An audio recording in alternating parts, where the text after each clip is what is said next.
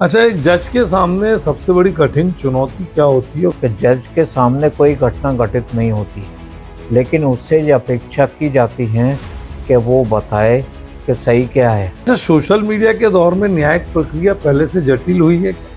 कठिन हो? Social media का प्रभाव जज पर पड़ भी सकता है और नहीं भी पड़ सकता है। त्रिशा शर्मा प्रकरण, आपने इसको किस रूप में देखा? इस तरह के केसेस कंटिन्यूसली पता नहीं कितने होते हैं, लेकिन ये चर्चा में इसलिए आ गया क्योंकि इसमें गिरिवाला सिंह डिस्ट्रिक्ट जज रही हैं। अदरवाइज होते रहते हैं, कोई नहीं पूछता। नमस्कार, सांध्य समाचार के डिजिटल प्लेटफॉर्म के साथ मैं हूं आपका दोस्त टीएन मनीष। भोपाल के बहुत त्रिशा शर्मा कांड ने राष्ट्रीय स्तर की मीडिया तक सुर्खियां बटोर ली। आरोप मीडिया ट्रायल के भी लग रहे हैं। कानून अपना काम कर रहा है।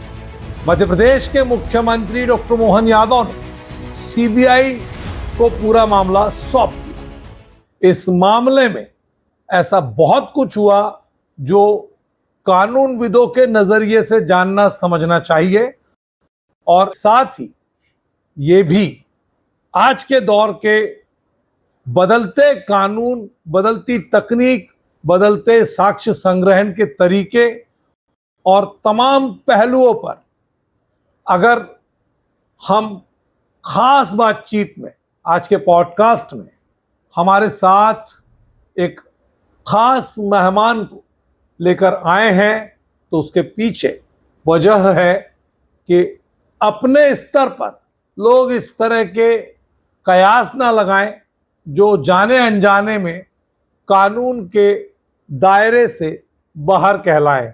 तो बहुत स्वागत करते हैं रिटायर्ड डिस्ट्रिक्ट जज श्री श्याम बिहारी भार्गव जी का। सर, बहुत धन्यवाद, आपने समय दिया। नमस्ते जी। तो सर, सबसे पहले तो ये कि न्यायिक सेवा की यात्रा कैसे शुरू हुई? मैं दरअसल कोर्ट में था, वकालत शुरू हुई। उसके बाद में फिर मेरे को कोर्ट का वो जो था ना कि झूठ बोलना, धोखा देना, वो सब रास नहीं आया। तो फिर मैंने अपने ट्राई किया, इधर एग्ज़ाम दिया, वो पास हो गया, तो सिविल जज बन गया। वहाँ से फिर चलता रहा सिलसिला। रहा। अच्छा, अब किस तरह के अनुभव लिए आपने? न्यायपालिका में 36 साल की सेवा में कई तरह के अनुभव आए होंगे, हाँ जी। और पूरा जीवन देखने के बाद आज की जो भारतीय न्याय व्यवस्था है, किस स्थिति में आप पा रहे हैं? पुराने समय में और अब के समय में बहुत अंतर आया है। पहले न्यायाधीश को सम्मान बहुत मिलता था, अब उसमें कुछ कमी आई है। इसके अतिरिक्त पुराने समय में साधन बहुत कम थे, लेकिन फिर भी न्याय देने के लिए पूरी कोशिश की जाती थी। अब साधन बहुत बढ़ गए हैं, उस हिसाब से उतना नहीं हो पा रहा है जो देखने में आ रहा है। अच्छा, जिला अदालत जो है वो आम आदमी के लिए न्याय का सबसे बड़ा मंच क्यों माना जाता है? किसी भी व्यक्ति को जब कोई समस्या पैदा होती है या कोई अपराध होता है, वो सबसे पहले जिला न्यायालय में जाता है, और बरसों जिला न्यायालय में वो चक्कर काटता रहता है। माननीय उच्च न्यायालय या माननीय सर्वोच्च न्यायालय में उसके जाने का कभी अवसर ही नहीं आ पाता है। वहाँ जो अगर जाता भी है केस, तो बहस वकील करते हैं, वो पार्टी बहस कर नहीं पाती हैं।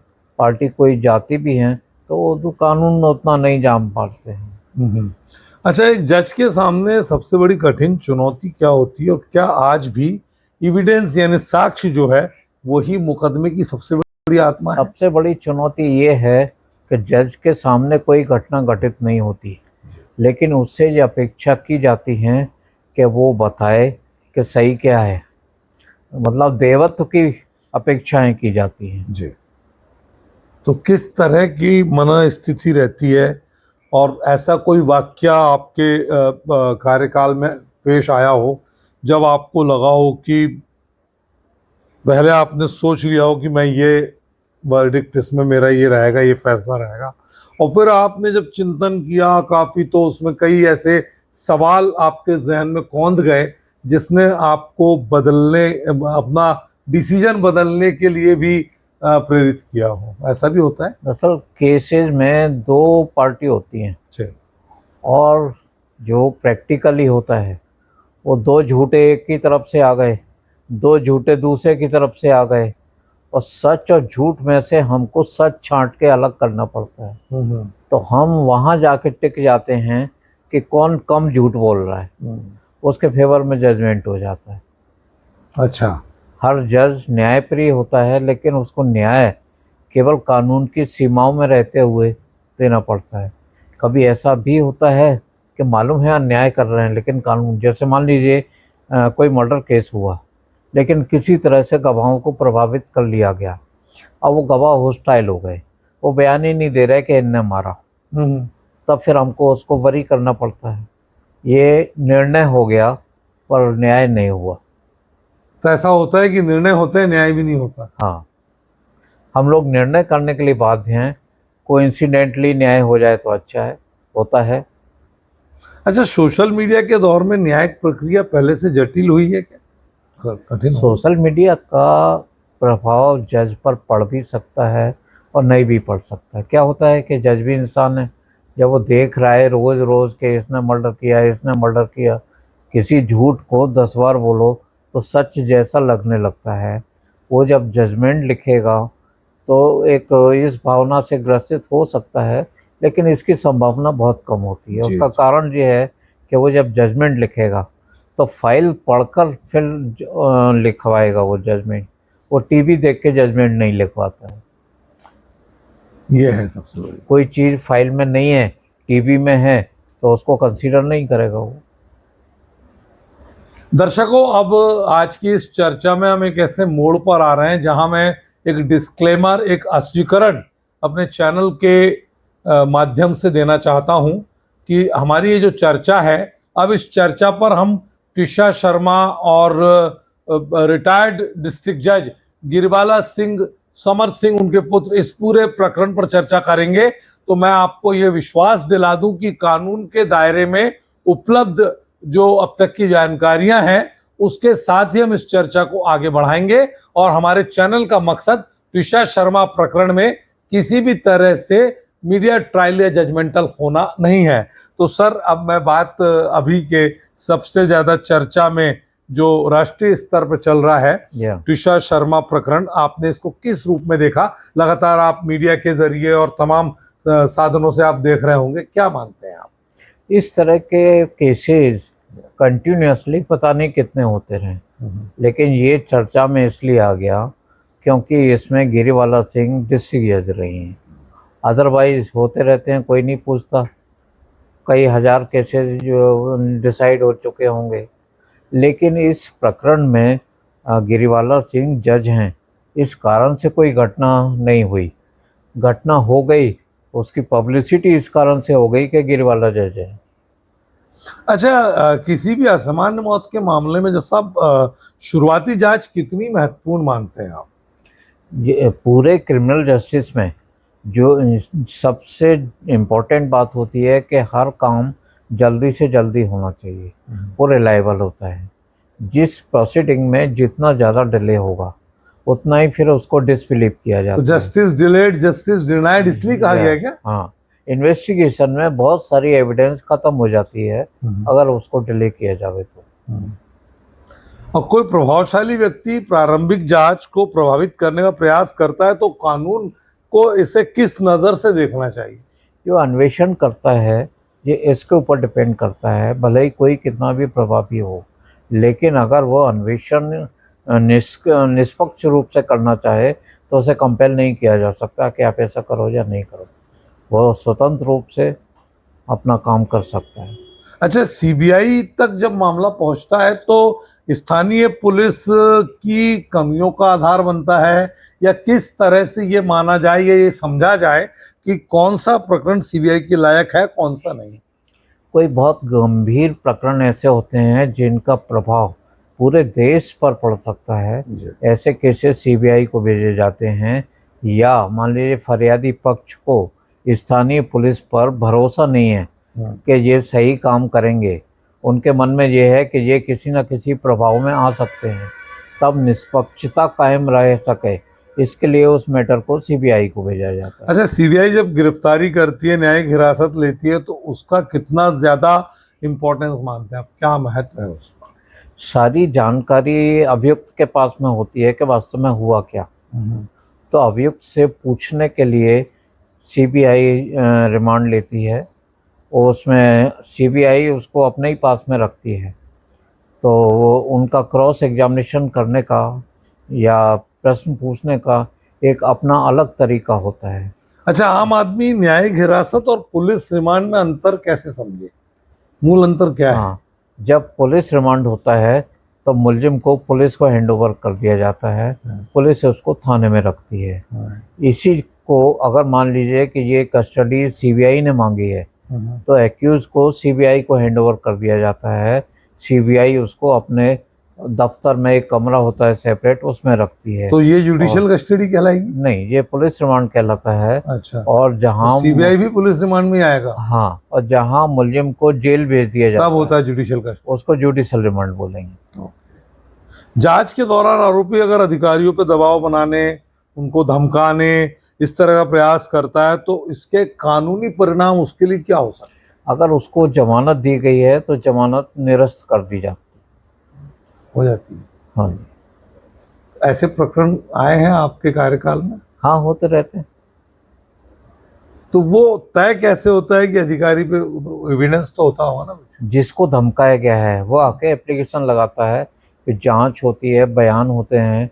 अगर वास्तव में ये फाइंडिंग हो जाती है कि इसने धमकाया है गवाह को, तो उसकी जमानत निरस्त करके उसको जेल भेज देते हैं। अच्छा, किसी भी क्राइम सीन का जो रिक्रिएशन होता है, जो रिकंस्ट्रक्शन होता है सीन का, वो जांच की दिशा में कितना महत्वपूर्ण मानते हैं? जो अन्वेषण अधिकारी होते हैं उनको एक फाइंडिंग करने के लिए वो दिशा देता है, लेकिन कानूनी रूप से उसकी कोई वैलिडिटी नहीं है। इलेक्ट्रॉनिक एविडेंस किस तरह निर्णायक साबित होते हैं सर? वही एक सबसे बड़ा आधार है। हमारे जैसे यूएसए वगैरह में वहाँ क्राइम बहुत कम होता है, अगर होता है तो तुरंत पकड़ में आ जाता है, वो मुलजिम बच नहीं पाता। हमारे यहाँ सिस्टम ये है कि पुलिस में कुछ भी बयान दो, कोर्ट में आके कुछ। इस सिस्टम को अब किया जाना शुरू किया है। अब जो स्टेटमेंट हैं या एफआईआर है, इसकी रील बनाई जाने लगी है, तो इसमें बदलने के चांसेस कम हैं। अच्छा, मीडिया ट्रायल शब्द बहुत चर्चा में आ जाता है कई कई प्रकरणों में, जैसे इस समय भी बहुत चर्चा में है। तो कानून की नज़र में इसका दायरा, इसकी सीमा लिमिट क्या होनी चाहिए? नहीं, मीडिया ट्रायल का कोर्ट पे कोई असर नहीं होता, कोर्ट उसको कंसीडर भी नहीं करता, लेकिन समाज पर इसका प्रभाव पड़ता है कि मीडिया ट्रायल में किसी एक को दोषी पाया और उसको कोर्ट ने बरी किया है, कोई एविडेंस नहीं है, तो फिर कोर्ट के प्रति जो आस्था है उसमें कहीं ना कहीं कमी आती है। तो ऐसे में मीडिया के लिए क्या कहना चाहेंगे आप, क्या होना चाहिए? मीडिया को जो चीज़ है वो ईमानदारी से दिखाया जाना चाहिए। मीडिया कवरेज कभी निष्पक्ष जांच को भी प्रभावित कर सकता है क्या? नहीं, नहीं, मीडिया कवरेज से निष्पक्ष जांच प्रभावित नहीं होती है। जो जांच करने वाले अधिकारी होते हैं उनके साथ में कानून होता है, कानूनी शक्ति होती है। वो कानून की शक्तियों का उपयोग करते हुए स्वतंत्र रूप से जांच कर सकते हैं। अदालत किन हालातों में मीडिया रिपोर्टिंग पे सीमित प्रतिबंध लगाने पर विचार कर सकती है? अब सिविल कोर्ट को तो या लोअर कोर्ट को तो कोई ज़्यादा राइट नहीं होता है, बट ऑनरेबल सुप्रीम कोर्ट को सारी पावर्स होती हैं, वो कुछ भी कर सकता है। तो ये जो प्रतिबंध है, ये कानून, ये उसके कोर्ट के हिसाब से नहीं, ये लॉ एंड ऑर्डर मेंटेन करने के लिए लगाया है। जैसे ट्विसा केस में मान लीजिए ऑनरेबल सुप्रीम कोर्ट ने जो प्रतिबंध लगाया है, उसका मेरे ख्याल से मेन रीज़न ये है कि इसमें न्यायपालिका की गरिमा पर ठेस पहुंच रही थी कि न्यायिक अधिकारी ने अपने पद का दुरुपयोग किया, इसलिए ऑनरेबल सुप्रीम कोर्ट को बीच में आना पड़ा। अच्छा, जो रसूखदार प्रभावशाली परिवार होते हैं उनसे जुड़े मामलों में जांच एजेंसियों पर अतिरिक्त दबाव रहता है, ऐसा मान सकते हैं क्या? दबाव तो रहता है, लेकिन वो माने या न माने ये उनकी इच्छा पर निर्भर करता है।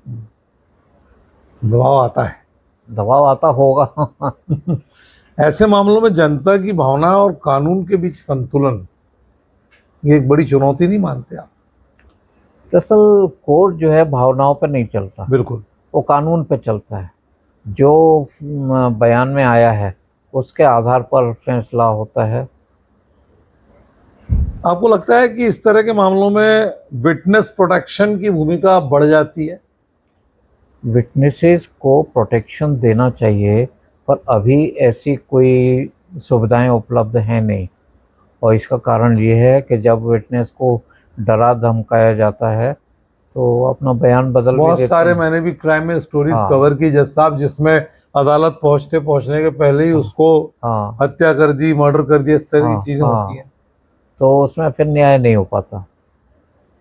क्या भारत में न्याय मिलने में देरी एक बड़ी चुनौती नहीं है? जब ये कानून बना था, ब्रिटिश टाइम में बना था, तब इंडिया की पॉपुलेशन बहुत कम थी, लिटिगेशन बहुत कम था। अब हो गए हम 1,40,00,000 और जागरूकता बढ़ गई पब्लिक में उस हिसाब से। 140 करोड़। 140 करोड़, जी। सॉरी। तो वो अब जागरूकता बढ़ गई, उस हिसाब से लिटिगेशन बढ़ गया है। बेरोजगारी बढ़ने से क्राइम बढ़ गया है। तो जब लिटिगेशन ज़्यादा होगा तो जजेस की संख्या को भी, ये डिमांड एंड सप्लाई के तौर पे देख लें हम। तो जजेस की संख्या को बढ़ाना चाहिए। फास्ट ट्रैक कोर्ट कितने इफेक्टिव हैं? नहीं, फास्ट ट्रैक कोर्ट में जो रेगुलर कोर्ट के जजेज होते हैं वही बैठा दिए जाते हैं। नाम फास्ट ट्रैक है, बाकी फास्ट ट्रैक कुछ नहीं होता। अच्छा, विटनेस हॉस्टाइल जो गवाहों के मुकरने का मामला है, वो एक समस्या है जो बढ़ रही है। समस्या थी, अब उसका समाधान खोज कर लिया गया है। अब गवाह का जब स्टेटमेंट लिया जाता है तो उसकी वीडियो रिकॉर्डिंग कर ली जाती है। अब वो मुकरेगा नहीं, अगर मुकरेगा तो उसको सजा हो सकती है। इसमें 164 के जो बयान होते हैं वो कितने कारगर होते हैं? वो तो 100% कारगर होते हैं, क्योंकि वो मजिस्ट्रेट के सामने होते हैं। उसमें तो फिर मुकरने का, हाँ यानी वो खुद भी अपराधी हो जाएगा ना। हाँ। झूठे मुकदमों के खिलाफ कानून कितना प्रभावी है और इसमें आपको क्या लगता है और कितनी गुंजाइश है? झूठे मुकदमे की कंप्लेंट अगर जज करे तो निश्चित रूप से सजा होती है उसको, लेकिन जज के पास में इतने मुकदमे पहले से ही हैं कि वो एक और मुकदमा उसमें पैदा नहीं करना चाहता, इसलिए नेग्लेक्ट कर देते हैं। डिजिटल एविडेंस के दौर में जांच एजेंसियों को नई चुनौतियां? अभी जो डिजिटल शुरू हुआ है वो फ्रूटफुल है, उसके बेटर रिजल्ट सामने आएंगे। और तकनीक का उपयोग और बढ़ना चाहिए क्या जुडिशरी में? वो तो बढ़ता जाएगा, शुरू हो गया है। बहुत सी जगह पेपरलेस कोर्ट्स हो गए हैं, केरला में पूरा। अच्छा, आम आदमी जाने से डरता क्यों है, क्या लगता है, क्या मानसिकता है?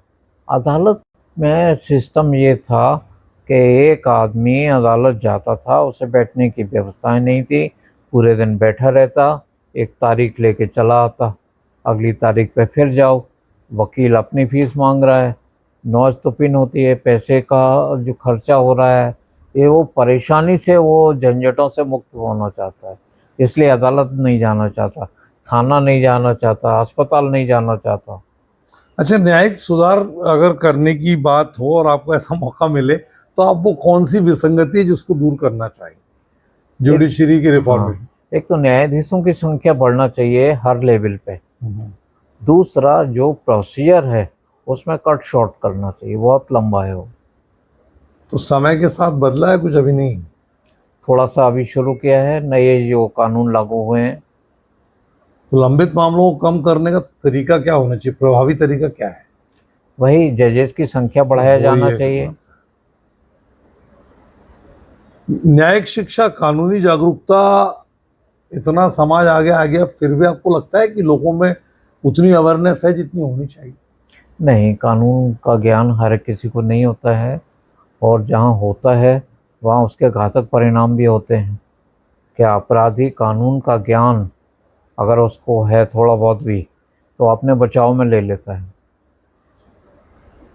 युवाओं को कानूनी क्षेत्र में आने के लिए क्या संदेश देना चाहेंगे कि वो आए और आके? कानून क्षेत्र में आना चाहिए। कानून एक ऐसी चीज़ है जिसको ढाल की तरह भी यूज़ कर सकते हैं, उसको तलवार की तरह भी यूज़ कर सकते हैं। मानव जीवन के जो दिनचर्या है उसमें बहुत उपयोगी है वो। अब रैपिड फायर में लेता हूँ, कानून या भावना? कानून। न्याय या समझौता? न्याय। सबसे बड़ी न्यायिक चुनौती, फास्ट ट्रैक या विस्तृत सुनवाई? विस्तृत सुनवाई। एक शब्द में सीबीआई। एक रिलायबल एजेंसी। एक शब्द में मीडिया। एक लोकतंत्र का स्थायी स्तंभ। एक शब्द में संविधान। संविधान ही सारे कानूनों की माँ है। न्यायपालिका की सबसे बड़ी ताकत। कानून। न्यायपालिका की सबसे बड़ी कमजोरी। डिले। युवा वकीलों के लिए सलाह। मेहनत करें, कानून जानें। एक ऐसी किताब जो हर लॉ स्टूडेंट को पढ़नी जरूरी है। कोई एक किताब ऐसी नहीं होती है, 100 किताबें पढ़ना पड़ती हैं। भारतीय लोकतंत्र का सबसे मजबूत स्तंभ। न्यायपालिका। क्या कोई प्रभावशाली व्यक्ति जांच को प्रभावित कर सकता है? नहीं। मीडिया ट्रायल लोकतंत्र में ताकत या न्याय में बाधा? न बाधा है न न्यायतंत्र है। ये दरअसल जो इन्वेस्टिगेशन एजेंसी है और जज, उनकी अपनी वो उस पर विल पर डिपेंड करता है। सीबीआई जांच का मतलब है स्थानीय जांच का फेल होना? हमेशा ऐसा नहीं होता है। कई बार सिर्फ जो है ये दिखाने के लिए कि चलिए ठीक है, आपको भरोसा नहीं है तो हम सीबीआई से जांच करवा लेते हैं, इसलिए भी की जाती है। जेल जाने का मतलब आरोपी दोषी है? नहीं। जेल दो तरह के, एक तो कस्टडी में जुडिशल रिमांड में जाता है जेल, अभी नहीं कह सकते। जब सज़ा हो जाती है पूरी ट्रायल के बाद में, फिर जो जेल भेजा जाता है उसमें दोषी है। विचाराधीन कैदी कितना बड़ा वो पैदा कर रहे हैं जेलों में। जेलों में क्षमता जो है उसको बढ़ाने में विचाराधीन कैदियों का कितना रोल है? जेल में पहले स्पेस कम हुआ करता था, जब कैदी बढ़े तो जेल का आकार बढ़ा, लेकिन जब आकार बढ़ा तब इतने कैदी हो गए थे कि वो फिर कम पड़ने लगा। न्याय मिलने में सबसे बड़ी बाधा क्या है? डिले। और समाज का सहयोग नहीं करना।